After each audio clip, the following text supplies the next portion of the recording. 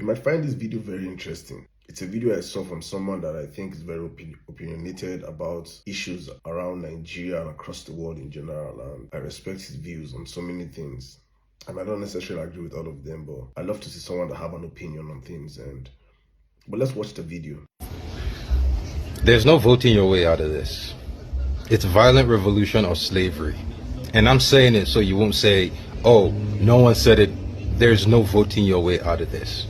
I've seen it. Multiple people have sent it to me. I've seen the video of the Northern Imam telling how Tinubu put out 500 billion naira. Do you know how much that is in dollars? 500 billion naira. For a lot of people, they don't know how to quantify value unless they use dollars, because dollar is the global currency, right? That's $365 million. Let's round it up to 366. The current president of Nigeria is creating a one-party system, is forcing everyone into the one-party system. Anyone who's not part of his political party, any governor, any senator, anyone who's not part of his political party, if you refuse to join, the downfall is the people you represent will suffer. Any governor that refuses to join his political party does not get allocation of funds for his state. All of this man put aside 366 million United States dollars to give to Islamic leaders. That is to northern imams. This is not the amount for pastors. This is just for the Muslim leaders. Then imagine how much the pastors are going. The only reason we know of this is because one of the people who was given the money said, no, I'm not going to take it. And he has come out and he has told his people, this is what I was offered. This is what I was told. The whole sum is 500 billion naira, which is $366 million. So the Muslims in Nigeria, do you think you can vote out a man that is putting up $366 million for Muslim leaders? This is just the money for the Muslim leaders. This is not the money that he's going to spend on the northern populace.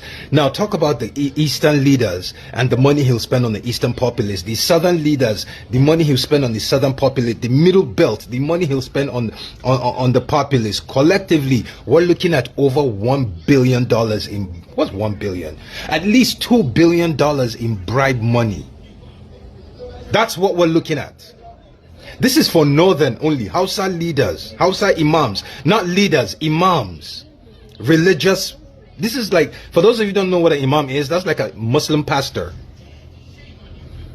You cannot vote out. You're not, I don't see any, the fastest bill signed in Nigerian history was the elections bill that they came out and admitted what the Congress signed. The bill that Congress signed is not what was passed into law, and that was the fastest bill signed in Nigerian history, a bill that guarantees he can cheat. And he's given away $366 million to Muslim pastors for them to bribe their people to follow him, to vote for him. And you think you're going to vote this man out?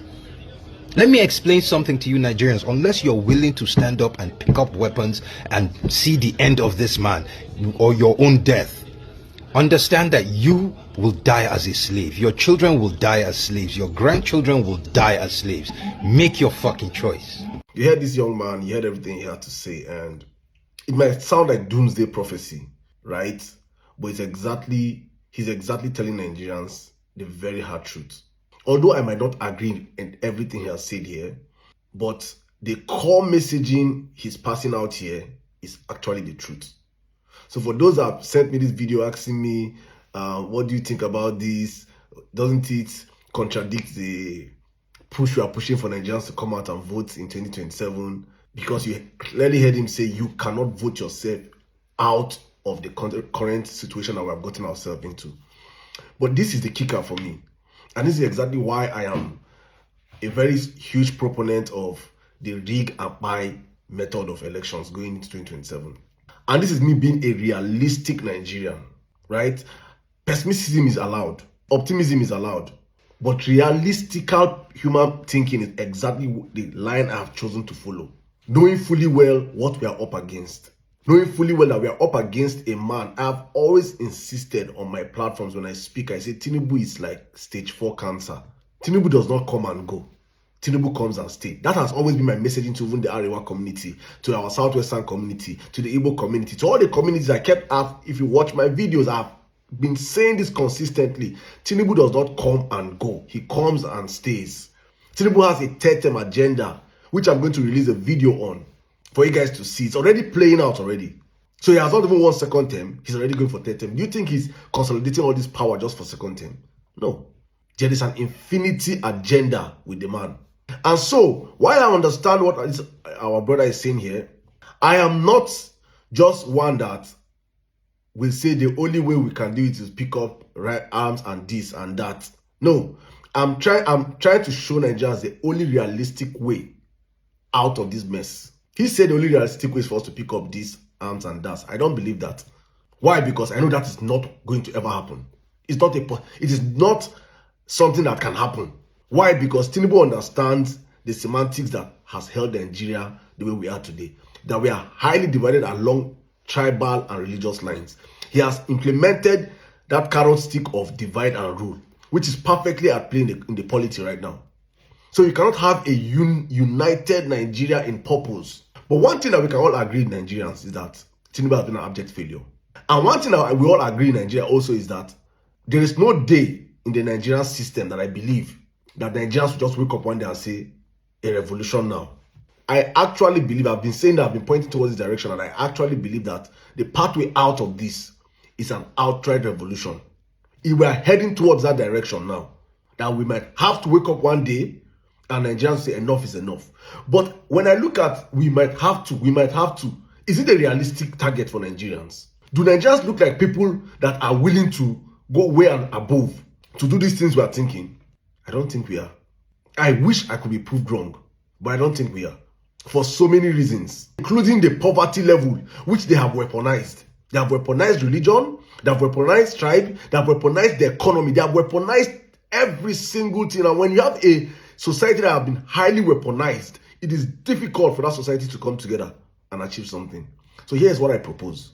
What I propose is simple.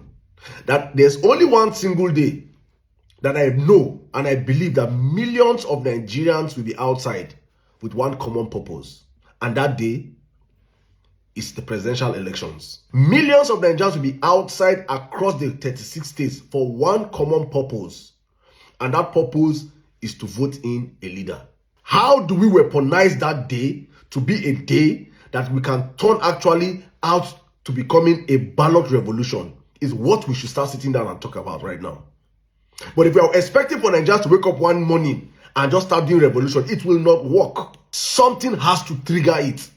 And for me, the trigger should be a consensus of Nigerian voices, like inclusive of this our brother right now and any other voices, rising up to putting all our effort towards making sure that the next elections is an election that it will be glaring to the blind and to audible to the deaf that Tinubu has been rejected at the polls. Then any efforts to rig the elections should transmit automatically into Nigerians already out there on the street defending their votes. That is how we can get a ballot revolution. But if we're expecting any Nigerians just wake up one morning and hit the street or pick up arms, it's not possible.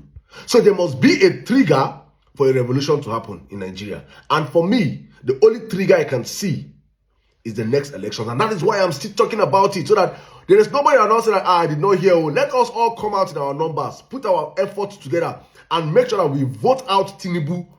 Then let him resist our vote. Then we can now weaponize the people to reject whatever him and his so-called gang of riggers are planning. That is the only way forward for us, in my own opinion. Let me hear yours.